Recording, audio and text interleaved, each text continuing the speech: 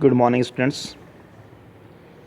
Today we are going to take up the Lotos Eaters part 6. This is in the continuation to the choric song that we discussed yesterday. Let's take up the text. Stanza 6th. Dear is the memory of our wedding lives, and dear the last embraces of our wives, and their warm tears, but all hath suffered change.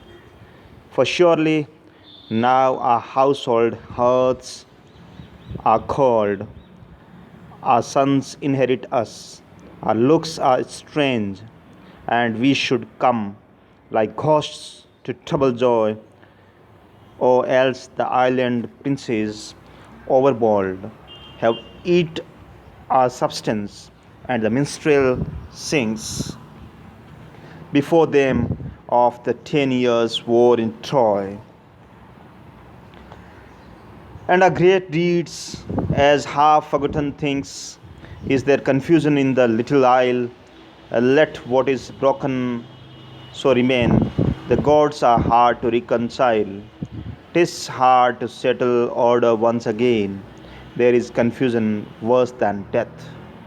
Trouble on trouble, pain on pain, long labor unto aged breath, sore task to hearts worn out by many wars, and eyes grown dim with gazing on the pilot stars. Dear students,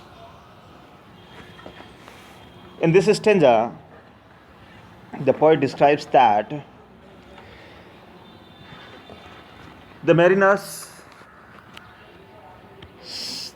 they are singing the memory of their dear wives and their loving embrace or the hugging, and the tears shed at the time of the parting are dear to them. They are reminded of the parting, they are reminded of the partition, when they part with their wives, with their children, with their relatives. So their memory is very loving to them. But at the same time, they are afraid that things have changed at home and they may not find warm welcome on their return. Their sons, giving up all hopes of their return, must have come to possess their properties. They themselves will hardly be recognized, so they will be only appearing like ghosts to disturb their joys. It's also probable that the princes from the neighboring islands have usurped their goods and chattels, their property, etc. And the minstrels or the group of singers are chanting before them the glory of the 10 years' war of Troy as if it were ancient history. If there is any disorder in their island home, they do not have the courage to check it. Moreover, when the gods are offended, it's difficult to please them. For them, it is confusion worse than death to face trouble after trouble, suffer pain and pain. Toiling up to the old age is a painful task for them. Their eyes are now tired and so have become weak with the staring at the pole star and other stars for steering the course of their ships during their long voyage. Now let's take up the next stanza.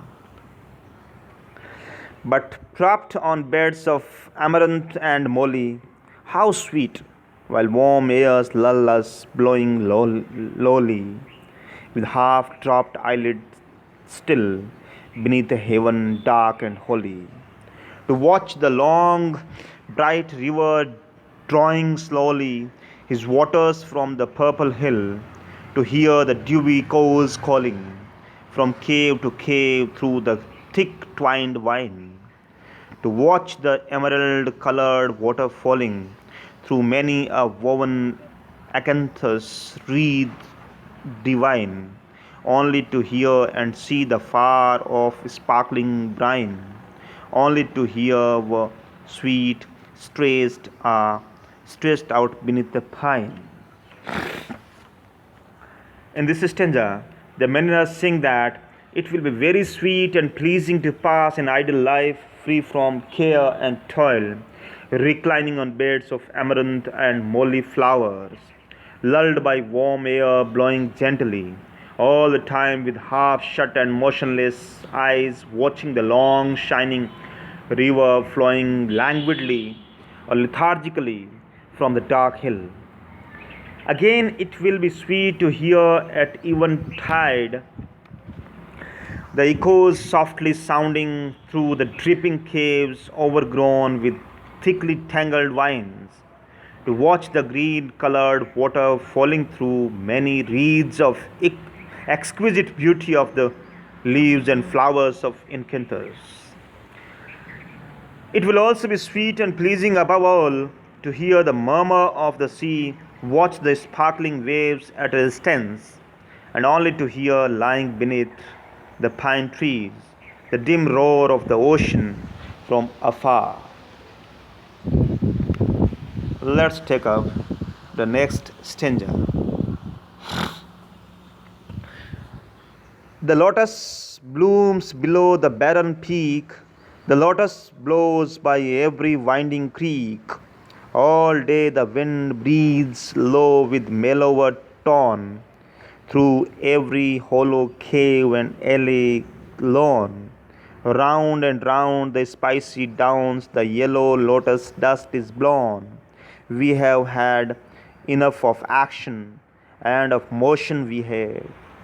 Roll to starboard, roll to starboard, when the surge was seething free, where the bellowing monster spouted his foam fountains in the sea. In this last stanza, the mariners see that the lotus flower blossoms all round, below the barren peaks and along the banks of the streams. All through the day, lulling breezes blow ever more softly. They pass through caves and lonely avenues, scattering the yellow pollen round about the hills.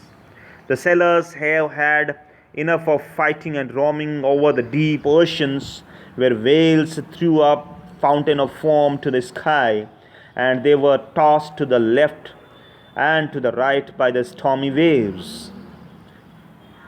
The sailors are fed up with the life on the high seas. They no longer desire to leave the island of the Lotos Eaters, which to them appears so beautiful and so full of joy.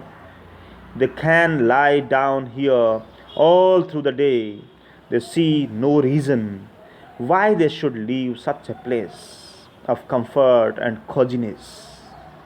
So they decide not to leave the place of present location, that is the Lotus Land.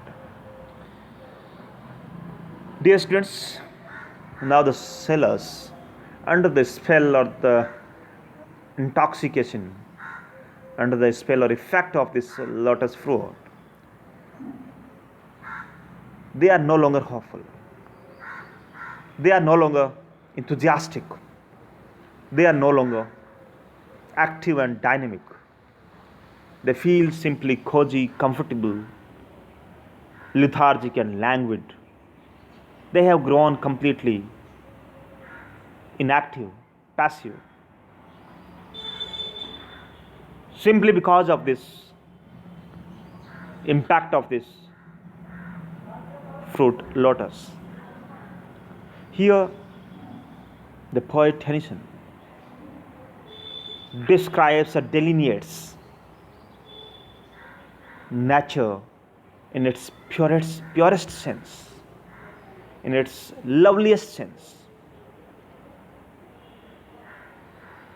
very pictorially, very lively, very picturesquely. The poet has described nature.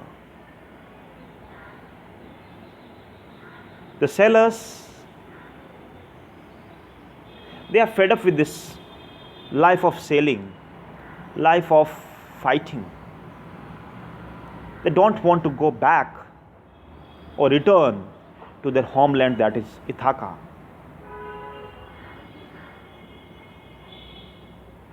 They have become completely hopeless, hapless, and helpless.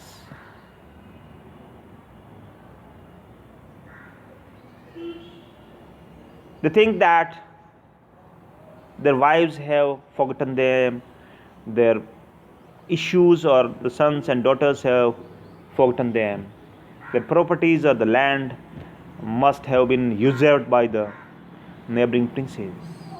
So there is no use in returning home. Let's rest here forever, forever, and forever. That's all for today, and have a nice day. Thank you very much.